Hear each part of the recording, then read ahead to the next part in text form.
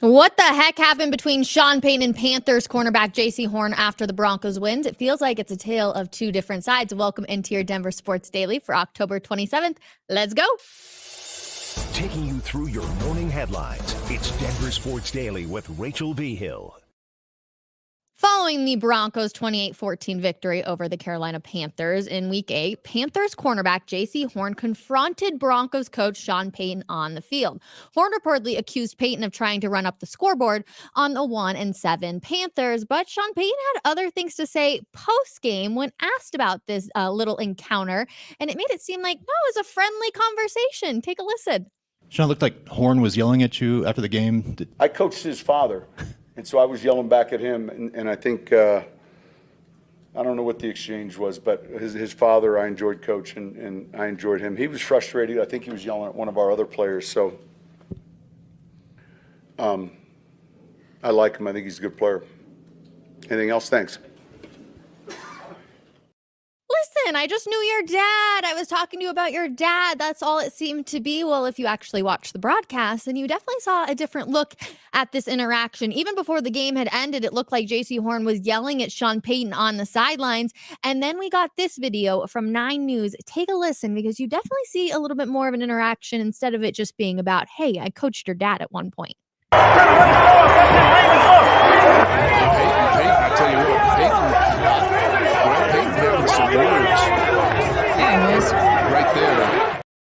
So tell me, which side are you believing? Sean Payton telling the media, hey, we were just talking about his dad and how I coached him? Or do you believe what you're actually seeing maybe a little bit more with your eyes? Unfortunately, you can't hear the audio, though. But in my eyes, it didn't really look like that much of a friendly confrontation of, hey, I knew your dad. So interesting. Let me know how you guys are feeling about it in the comments. It was a great Broncos win, obviously, but it was an expected Broncos win. If they want to be considered at all in this playoff contention, then they had to beat the Carolina Panthers, who are, in fact, not a great football team at all, dealing with a lot of their own issues 100%. And that's what the feel was post-game. In the locker room, listening to Sean Payton, it was very clear that there were things that did not make Sean Payton happy, which should be, in fact, noted, because there were a lot of definitely interesting things. We saw a few turnovers. We didn't see extremely good defense towards the end of the game in the garbage minutes. You end up seeing the Panthers score a touchdown. And Sean Payton mentioned all of those things and how you have to get better, because this wasn't a very good offensive team they faced in the Carolina Panthers, and they're going to be going up against much harder teams. And it felt like that was exactly what we heard from Courtland Sutton, too. The talk in the locker room wasn't at all about celebrations. It was a lot of work needs to be done. Take a listen. There's a lot of areas that we're not, perfect at, this just comes with this game. But, we just got to continue to fine-tune the details, continue to not be comfortable with where we are right now. We know where we also want to be at, and there were things that we did in the game that was well, and things we did in the game that we didn't do well. And we got to go in and watch the film tomorrow and figure out how we can limit the things we didn't do well. Courtland Sutton has made himself into this leadership role in ways that I feel like we haven't seen in the past. Yeah, he's always been considered a leader, but it feels like this year it's taken the next step up, which has been really great to see. And I love that the connection between him and Bo Nix has continued to increase, it feels like, game after game. Listen to this stat on Courtland Sutton. His last 100-yard receiving game was more than 2 years ago on September 18th of 2022. And we finally see that 100 underneath yards for the wide receiver. 8 receptions, 11 targets, 37 with the long ones.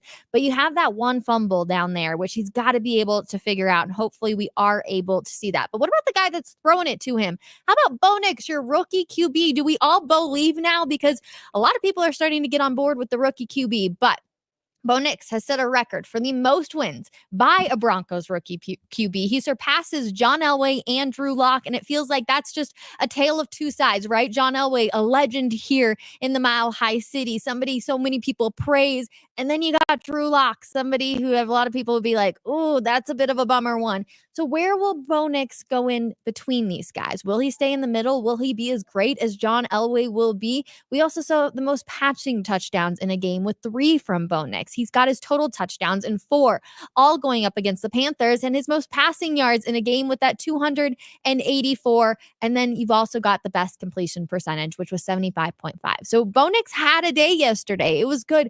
And then we finally were able to see his arm, which I feel like is what a lot of people want to see. every single time it felt like people were talking about a Bo Nix highlight, it was because of his legs. And it's great. You want a quarterback that can be on the move and be able to run. And let me just say this. He's also very speedy. He's a fast quarterback for sure, but you need a guy that can throw. You got running backs for that exact reason. So it was finally nice to see him be able to use his arm in ways that it feels like we haven't been consistently seeing it for the entire season. Now, yesterday was National Tight End Day, and man, did it feel like the tight ends all around the league were definitely shining. So Nate Atkins' brother actually had a dream that Nate was going to catch his first touchdown yesterday, which is just a really cool stat. And you could tell he was excited to call his brother after the game. Take a listen. It was awesome. It's actually a funny story. I was talking to my brother last night, and he said he had a dream that I was going to catch a touchdown today. So it's pretty cool. I can't wait to talk to him. Where's the ball going? I don't know. Maybe when I get a house, I get an office or something like that. But for now, it's going to be in my locker. His first touchdown, and he'll be able to hang it in his locker and keep that ball for until he gets to the house, which is also pretty cool. How about something else that's pretty cool, though? 64th overall in the NFL draft in 2022. He's got a sack in 6 straight games now, putting himself in the same sentence as a Broncos legend in Von Miller. That's Nick Benito, and he had a celebration ready post-game for when he had, in fact, that number 6 sack going 1, 2, 3, 4, 5, 6. Yeah, take a listen how he had this planned out. Just like credit to my coaches and just the guys that I'm rushing with, and even like the DBs in the back end, giving us time to rush up front, and then just having good guys to rush with that helps me out. So, yeah, just credit to them. You knew, though, because right away you flashed the 6. Yeah, I definitely had some planned, if I did end up getting one. So that was a celebration for that. Coop's kind Now at 5-3, the Broncos have their best record through 8 games since 2016. And they are in the 5th seed in the AFC playoffs in their first wildcard team too, which is exciting. We're finally talking about playoffs when it comes to this team, but they've got 2 massive games coming up in the next 2 weeks with the Baltimore Ravens and the Kansas City Chiefs. But also, here's a nice stat that you can keep.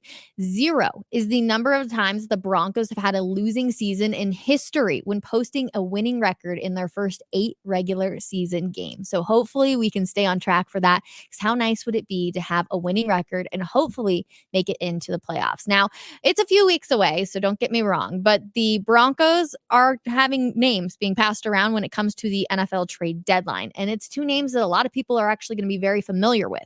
That's Baron Browning and Jonathan Cooper, who could possibly be on the trade block. I'm going to get into this with James Merrilat today on Coffee Break, because how would you feel about Jonathan Cooper, somebody who has been massive for this Denver Broncos defense? Baron Browning obviously has dealt with injuries in the past, but still has saw his time dwindling a little bit, but is a name that a lot of people definitely recognize. How would you feel if the Broncos decided to say, see you later, guys, when they finally have a defense right now that is doing really, really good things? I'm very curious how you guys would all feel. So please let us know in the comments and come hang out with us 12 p.m. James Merrilat and I on Coffee Break. All right, we will skip ahead now from the Broncos. There's so much to dive into, and I'm happy that we are talking about a Broncos win.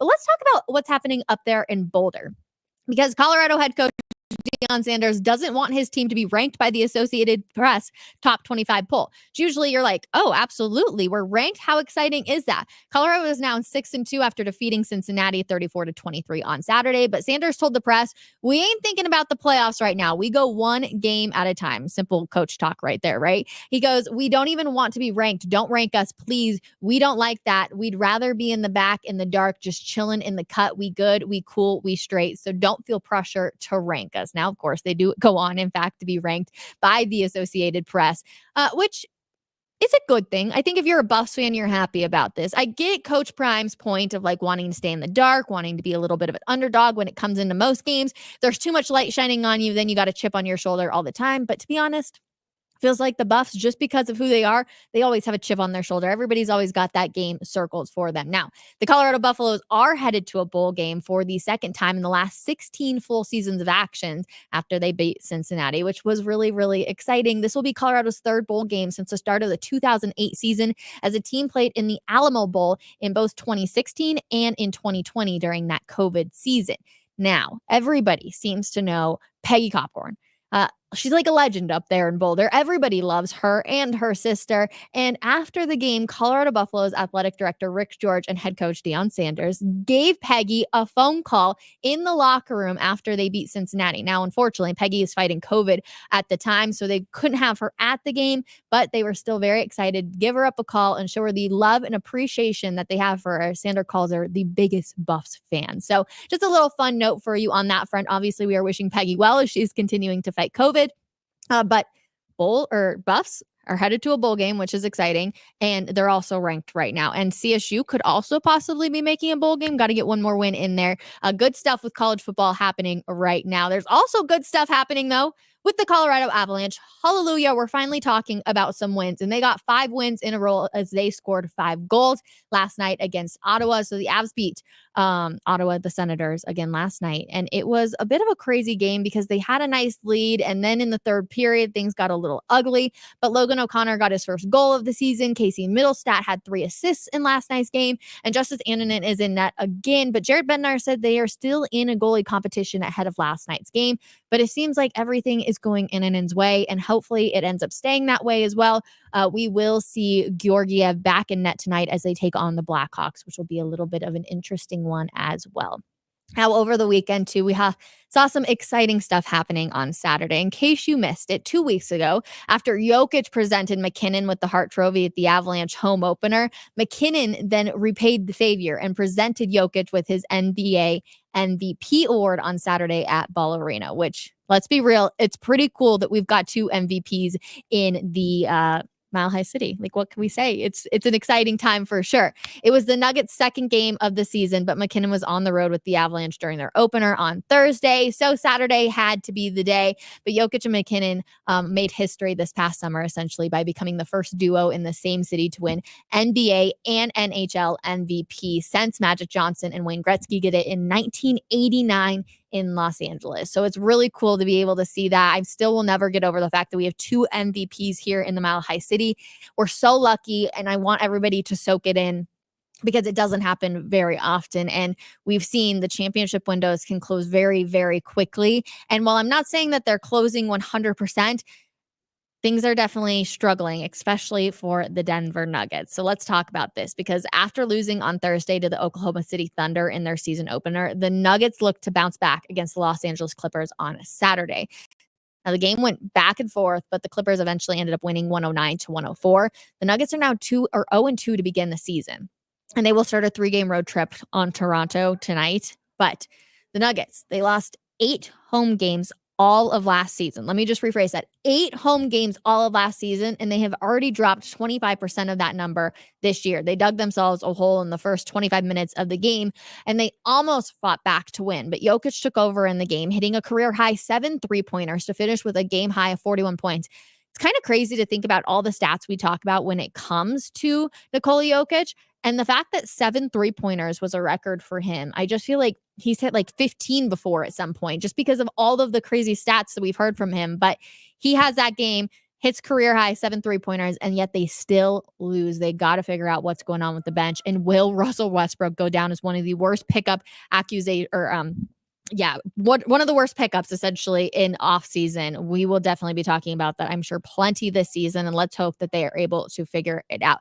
Now, over the weekend, Jamal Murray did host a sports camp back in Toronto ahead of their matchup with the Raptors, and it was pretty cool to see him go back out to his high school, Orangeville Prep, and essentially just have some of the Canadian high school basketball players out there and getting to interact with Jamal, and just to see him getting, still hanging out and being involved back in Toronto, back in Canada basketball. Obviously, he played for the Canadian Olympic team this past summer, so he's very, very involved, but just cool once again. Now, today's an exciting day, though, because let's be real, this doesn't happen very often. And on the days that it does happen, we have to talk about it. It's a sports equinox day, which is really, really fun. So you got Monday Night Football, you got World Series Game 3, you got 2 MLS playoff games, 11 NBA games, and 8 NHL games, It's a sports equinox day, and the 31st in history and the only one this year. So enjoy it, everybody.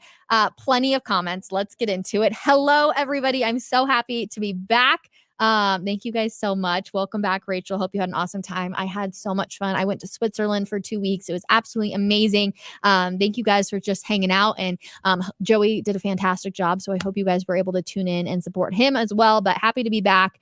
Let's get into your guys' comments, though, because I feel like there's a ton to dive into for sure.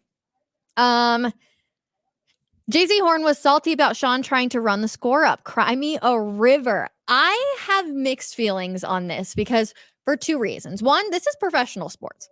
If you don't want them to run up the score on you, then you better do something to stop them, right? Like why just because they're up should they have to? I get it. It's good game, like gamesmanship, but at the exact same time, if you don't like it, then stop it. But also I was really curious why Sean Payton was continuing to run up these things. Why are we trying trick plays? Like, I don't know. I feel like, don't you try and save a trick play just in case you need it against one of those really good teams where you're like, all right, maybe, just maybe we can pull this off and somehow sneak a win in there? I thought it was interesting. So let me know how you guys are feeling. We're going to be talking about that 12 p.m. because James Marilat always has something to say about that kind of stuff as well. Bow time, baby. Absolutely love what I'm seeing. Let's see. Go Broncos country. Only go Bo Nix for 6. I love it. Let's see. Broncos playoffs this year. We are actually talking about it, you guys. Like it's no joke. We are actually talking about it. It's funny. I was getting ready to book my birthday trip this year, which happens in January, right around the playoffs. And I was like, wait a second, I might actually have to work it because the Broncos could possibly be in the playoffs, which would be nuts with a rookie QB and Bo Nix and this team. And I don't know. I have so many mixed emotions because I'm like, no one expected this when it came to the rookie QB, but Sean Payton has seemed to put together a really good team. Vance Joseph, you have to give credit to the defense, which is why I don't know why we would talk even about trading anybody from the Broncos defense. I'm sorry. I don't know why we would do it. We're going to talk about that too. Okay. No way we trade Cooper. Agreed. What are we even talking about? Please. No. Welcome back, Rachel. Congratulations on getting married recently. The wedding photos on your Instagram page were cool and awesome. Thank you so much. I appreciate that. Bo Nix definitely did his thing yesterday against Carolina. Congratulations to you and your man, and welcome back. Go Broncos. I appreciate it so much. So thank you for the love. But yes, so happy we came back and the Broncos got a win. I was able to watch the game. So in Switzerland, it was like 10 p.m. at night every single time the Broncos games actually started. So I was able to tune in for a lot of them and watch them. I ended up falling asleep before the games ended, but it was really cool to be able to sit down and watch them. Of course, getting some wins, and then we got the one loss in there as well. But happy to see that we are able to get a win yesterday. Let's see. The Nuggets need to make plenty adjustments for sure. Yes, I don't know what the heck is going on with the Denver Nuggets. I mean, I do and I don't, right? Because you didn't re-sign some major key players. KCP, I think it's going to go down as one of the worst let-goes of the Nuggets history. I'm not going to lie. I think it's just going to be terrible. It's a huge bummer. I think that there is something to keeping your core together. And unfortunately, with them not being able to do it. I do think Christian Brown has been playing really, really well, though. So I don't want to discredit him. But yeah, they've really got to figure it out. Russell Westbrook needs to be better. But at the exact same time, this is year 17 for him. Like, he's an older player now at this point. I don't know. There's so much to get into. Hopefully they're able to get a win this tonight against the Toronto Raptors. They need it. Starting 0-3 would just be absolutely brutal. So hopefully they're able to figure it out. Otherwise, that conversation between what's happening with the front office and what's happening with head coach Michael Malone could get a little more interesting. But that is going to do it for your Denver Sports Daily today. Plenty to talk about. Like I said on Coffee Break, you always know we're going to get something interesting on a Marilat Monday. So I'm excited to be back. I appreciate you guys all for the well wishes and all of the love. Now let's get on with talking more. And hopefully the Broncos can steal a win in Baltimore this upcoming weekend. We will see you guys at 12 p.m. Have a wonderful Monday, everybody. Bye.